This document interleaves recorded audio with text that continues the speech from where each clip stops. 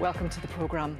There has been cautious optimism following the government's announcement that grassroots sport will be allowed to resume across all tiers in England from the 2nd of December. Gyms and leisure centres will also be able to reopen, benefiting the health and well-being of people across the whole of the country. Earlier, I spoke to former Paralympic champion Baroness Tanni Grey-Thompson, who is the chair of grassroots body ukactive, and asked for her reaction to this decision.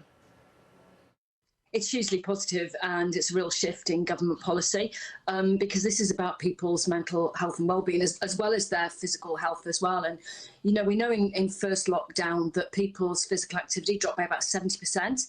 And that was when we had a fairly decent spring. And it was great to see people out walking and on their bikes that, you know, that obviously never been on before. But going into the winter months, it provides, you know, a lot of challenges for individuals in terms of maintaining their physical health and mental well-being. And of course, it's not just gyms and leisure centres, it's outdoor sports as well. And particularly for children, I would assume that you would feel that's going to be beneficial.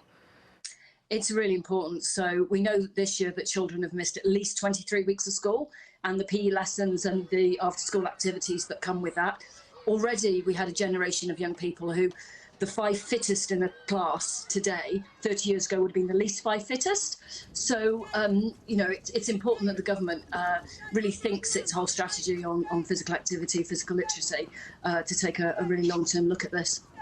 This has come following a great deal of work from the likes of yourself. Can you give us a bit of detail into what's been done behind the scenes to make this happen?